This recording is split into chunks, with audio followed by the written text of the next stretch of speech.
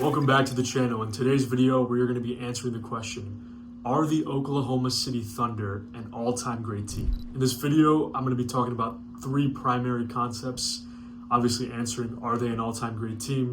Why or why not? And then finally, before the video ends, addressing some of the criticisms that have come their way over the last few years, and especially last night against the Lakers. So, right off the bat, to address the question of the video, are they an all-time great team? The answer is absolutely yes.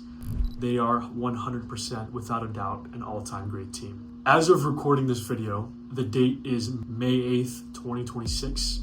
Last night, the Thunder beat the Los Angeles Lakers in Game 2 of the Western Conference semifinals by a margin of 18 to go up 2-0 in the series. They remain undefeated in these playoffs with an average margin of victory of 17.5. This season in particular, they went 64-18, primarily without their second, maybe even third best player, depending on how you rank Chet and Jalen Williams. But without Jalen Williams, for majority of the season, Jalen only played 33 games this year, and they still were by far the best team in the NBA record-wise. Not only that, Jalen has only played 2 playoff games thus far, and despite the loss of J-Dub, the Thunder are still undefeated, 6-0 in the playoffs, and continue to dominate in a fashion that we have not seen before.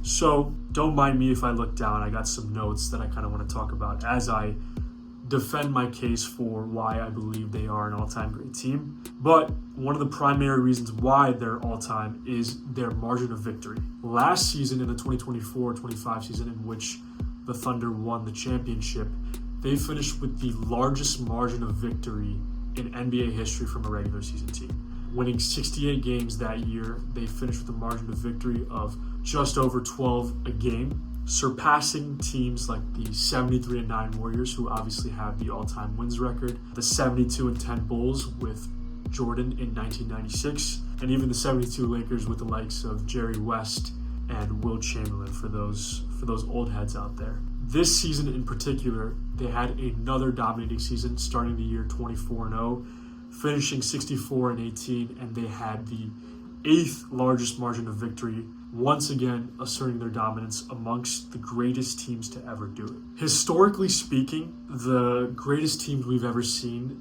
are probably more top-heavy when you compare it to the Oklahoma City Thunder. When you look at the Bulls in the 90s, they had Jordan, Pippen, Rodman.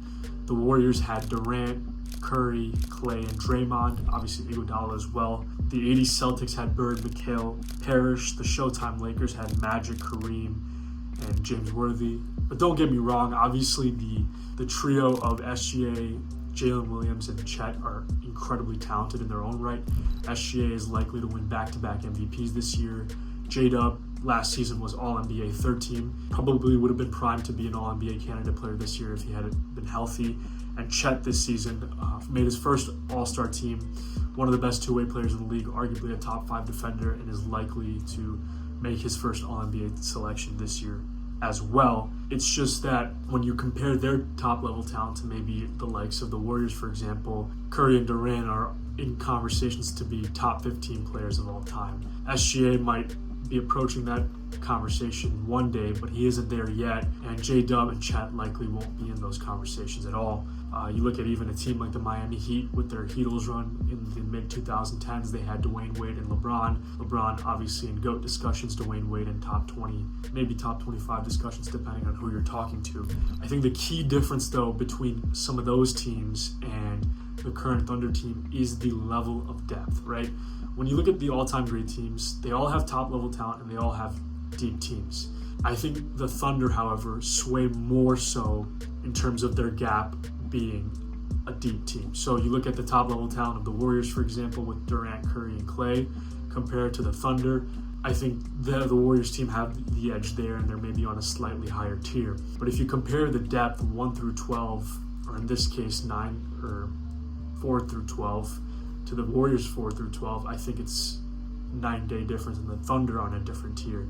And quite honestly speaking, they're on a different tier than pretty much every team in the history of the NBA when it comes to their depth. Last night was a perfect example. Take Jared McCain, for example, who they acquired in a midseason deal from the Philadelphia 76ers. Many insiders and analysts thought that was one of the biggest steals of the NBA this past midseason.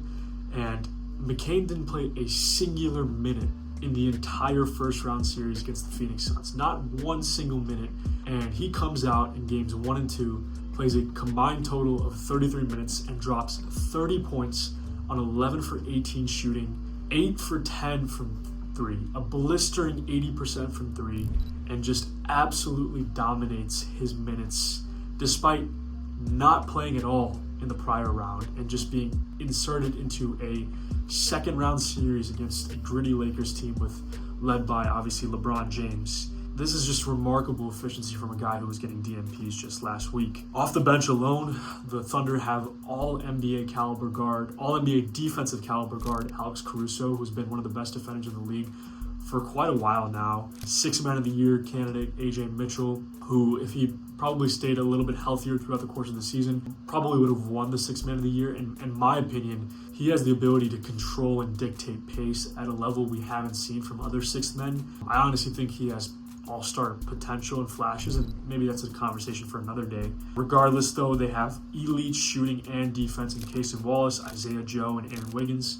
They also have their glue guy in Jalen Williams, the other Jalen Williams, who has the ability to hit threes and also guard bigger defenders. The Thunder, and this is not even talking about their starting lineup, this is just their bench with elite shooting, elite playmaking, defenders that can switch heavily against multiple different matchups and hold their own no matter what circumstances they're facing up against. And that's just the Thunder's identity. They're able to go small, they're able to play big, they're able to match up against anyone in the NBA and consistently play at a high level. What truly separates the Thunder, though, from the teams in the NBA is obviously they have an elite offense and they can score amongst the best in the world, but their defense last year and this year both number 1 rated in the NBA with 106 rating. What that means is that per 100 possessions, the Thunder only allow 106 points on average. That's absolutely remarkable in a league in which teams are constantly scoring in the 110s and the 120s, especially with the advent of the three-point line being the most popular shot amongst NBA teams increasingly year over year. What really, really kind of separates them and encapsulates what I'm talking about and really puts into perspective of why they're an all-time great team is if you look at the image on the screen right here, we have a stat of SGA's on-off minutes. So as you can see in the top row, we have the minutes when SGA is on the floor during these playoffs.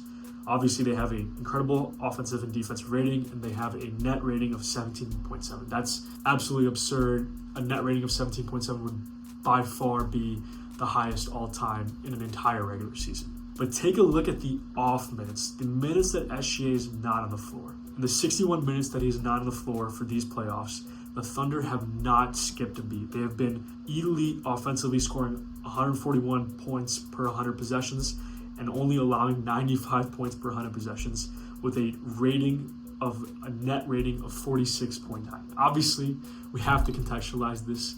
That doesn't mean they're a better team without SGA. The sample size is small. It's only a 6-game sample in limited minutes within these playoffs. But it just goes to show that even when SGA is off the floor, the Thunder are still dominating the NBA. Last night was a perfect example. So I believe the score was 66-61 in the third quarter, and SGA had picked up his 4th foul, so Dagnott had to take him out of the game. And at the end of the third quarter, the Thunder ended up going down 5 to up 13. An 18-point swing without the reigning MVP and most likely the back-to-back MVP on the floor. That's just a ridiculous level of efficiency and talent and production that we have not truly seen before. And again, I think what really sells it for me is the fact that this season, Jalen Williams, their second best player, maybe even third, only played 33 games this year, and the Thunder still won 64 games, had one of the best net ratings in NBA history.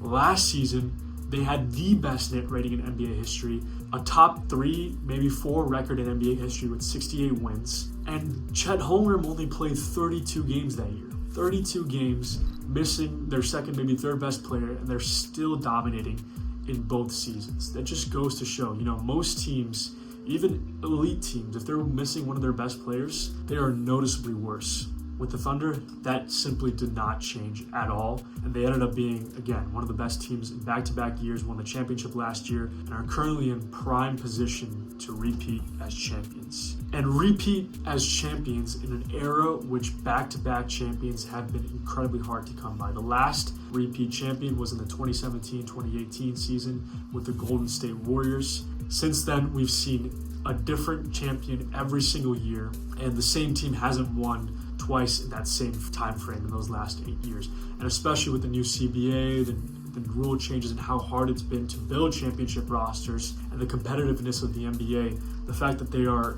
currently, on track and en route to do it again.